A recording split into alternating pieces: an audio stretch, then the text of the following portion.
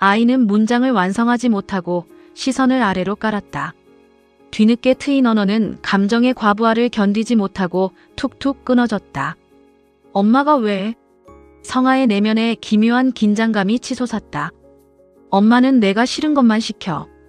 불만이 가득한, 그러나 정령 앞에서는 감히 발설하지 못했을 억압된 목소리였다. 그게 뭔데? 수학하라 하고 드럼 스쿨 보내고 둘 다 싫어. 효성이의 목소리 톤이 조금 올라갔다. 그것은 정령이 구축한 그 단단한 훈육의 세계에 대한 아이 나름의 가녀린 저항이었다. 수학은 인지력을 깨우기 위함이요. 드럼은 양손의 협응을 통해 뇌의 빈 곳을 채우려는 정령의 강박적 선택이었을 터였다. 성아는 그런 효성이를 부드러운 눈으로 바라보며 아이의 이마에 흩어진 머리칼을 가만히 쓸어 올려주었다. 그건 엄마가 효성이 머리 좋아지라고 시키는 거야. 바보 되는 것 좋아, 효성이는? 아니, 전혀. 그럼 해야 돼. 안 해야 돼. 가부장적인 논리성이 성아의 입을 통해 아이를 타이르고 있었다. 아이는 잠시 침묵하다가 겨우 대답했다. 해야 돼. 근데 재미없어. 그럼 뭐가 재미있어? 놀이공원 가고 공연 보러 가는 것. 아이가 갈망하는 것은 정령의 거실에 존재하는 숨막히는 시간표가 아니라 그저 널따란 광장과 소음이 가득한 축제의 공간이었다. 그것만이 아이가 숨을 쉴 수 있는 유일한 통로였다. 성아는 아이의 가슴에 얹힌 무게를 덜어주고 싶었다. 그럼 엄마한테 아빠가 얘기해 볼게. 효성이는 뽀로로니까 노는 게 제일 좋다고 말하겠다고. 그 순간 아이의 눈에 형언할 수 없는 빛이 돌았다. 잿빛이던 아이의 얼굴에 순식간에 웃음이 가득 피어올랐다. 엄마한테 얘기해줘. 해줘. 아이는 성아의 옷자락을 꼭 쥐었다. 그것은 구원자를 향한 맹목적인 매달림이었다. 성아는 웃으며 아이를 끌어안았으나 가슴 한구석에는 서늘한 예감이 번졌다. 주말마다 연출될 그 세 사람의 화목한 풍경 뒤에서 정령의 집착과 아이의 해방 욕구가 어떻게 충돌할지 성아로서는 가늠하기 어려웠다. 어둠 속에서 메트로놈의 초침 같은 시간이 가차없이 흐르고 있었다. 정령이 설계한 세계는 이치에 맞아떨어지는 듯했다. 효성이의 학교 생활에는 거칠 것이 없었다. 담임 교사의 따뜻한 시선과 무리 속에서 유쾌하게 웃어대는 아이의 얼굴. 그 어디에도 유아기를 지배했던 우울의 낙인은 없었다. 다만 또래에 비해 야무지지 못한 언어, 늘 문장과 문장 사이에 가녀린 틈을 남기는 말주변이 아이들 사이에 보이지 않는 경계를 만들었으나 정령이 구축한 친위대 안에서는 문제 삼지 않았다. 정령이 내어오는 달콤한 간식과 따뜻한 식사, 부드럽게 길들여진 그녀의 음성, 그리고 아이가 그토록 기피하던 드럼 스쿨의 중단은 효성이의 마음을 해방했다. 유아기 내내 숨죽여 있던 재기 발랄함이 비로소 창공을 향해 까불거리며 솟구쳤다. 그러나 결핍은 가려진 것일 뿐 사라진 것이 아니었다.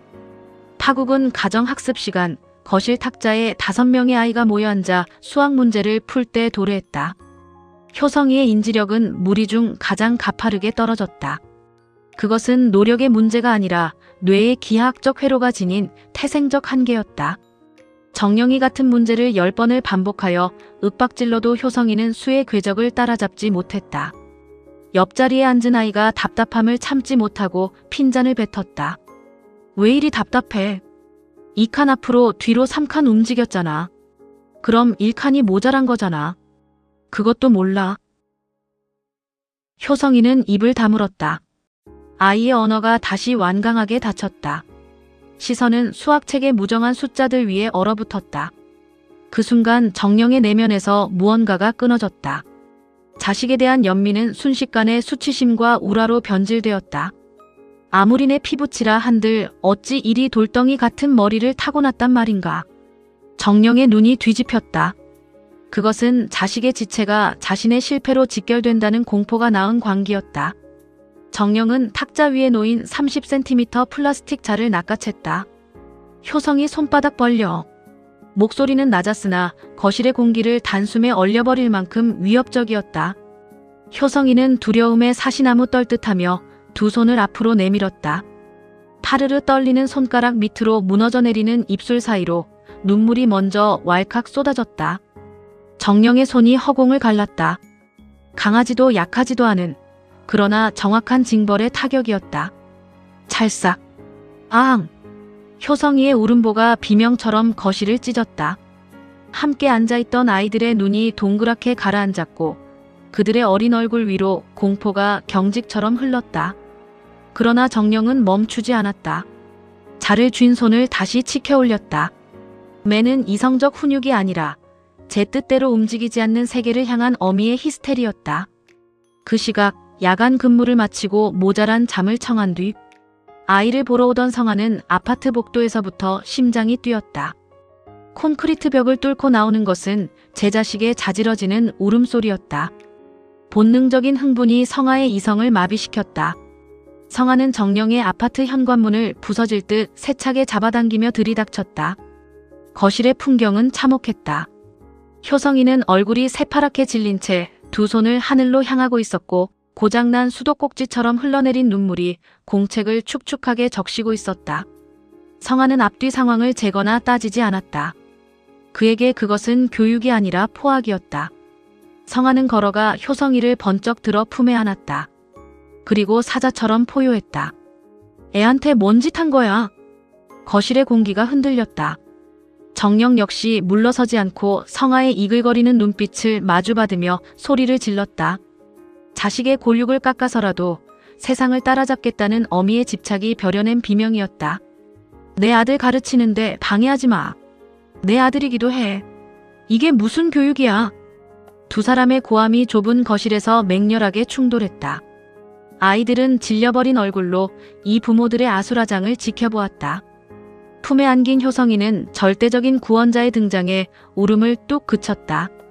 아이는 성아의 목을 꼬아주며 억압된 원망을 쏟아냈다. 엄마 혼내줘. 성아는 손가락으로 아이의 눈물을 닦아냈다. 그의 마음에 정령을 향한 서늘한 정멸이 들어찼다. 알았어. 아빠가 엄마 혼내줄게. 방에 들어가 있어. 성아는 효성이를 작은 방으로 밀어넣은 뒤 정령을 안방으로 따로 불러세웠다. 문이 닫히자 성아는 목소리를 낮추었으나 그 안에는 거역할 수 없는 단호함이 있었다. 일단 저 아이들 마저 가르쳐. 나는 효성이 데리고 나갔다 다시 올 테니까. 효성이 숙제 끝마쳐야 한다고. 정령의 목소리가 다시 앙칼지게 솟구쳤다. 가르쳐야 한다는 강박이 그녀의 눈을 멀게 가리고 있었다. 성아가 냉소적으로 대꾸했다. 지금 상태로 참 잘 끝나겠다. 남의 집 아이들이나 마저 끝내줘. 성아는 정령의 헐떡이는 숨소리를 뒤에 남겨둔 채 돌아서 방문을 열었다. 그리고 작은 방에서 효성이를 데리고 정령의 아파트를 나왔다. 등 뒤로 현관문이 무겁게 닫혔다. 겨울이 지나간 자리에 내려앉은 이른 여름의 햇살이 가차없이 쏟아졌다. 성아는 흐느낌이 잦아들지 않은 아이의 손을 쥐고 아파트 단지 너머 텅 빈 공원 놀이터를 향해 묵묵히 걸음을 옮겼다. 세상은 넓었고 정령의 거실은 너무 좁았다. 놀이터의 햇살은 무심하게 쏟아졌다. 쇠붙이로 된 미끄럼틀과 그네의 체인이 달아오르고 있었다. 성아는 벤치에 앉아 효성이가 노는 것을 지켜보았다. 조금 전 정령의 거실에서 서럽게 울어대던 흔적은 아이의 얼굴 어디에도 없었다. 아이의 망각은 빠르고 무책임했다. 효성이의 얼굴에는 다시 천진한 웃음이 번졌다. 그때 철봉 사다리에 매달려 네 발로 기어가는 아이가 보였다. 효성이와 덩치가 엇비슷해 보였다. 성아는 그 아이가 효성이의 고립을 깨줄 우연한 동무가 되기를 바랐다. 성아가 나직하게 말했다. 효성아, 친구 있네. 같이 놀아라. 효성이는 철봉 사다리로 다가갔다. 마주오는 아이를 향해 몸을 웅크리며 네 발로 기었다. 아이의 언어는 날 것 그대로 세상에 부딪혔다. 야, 친구같이 놀자. 사다리 반대편에서 오던 아이의 움직임이 멈췄다. 녀석은 효성이를 힐끗 보았다. 그 시선은 어린아이의 것이 아니었다.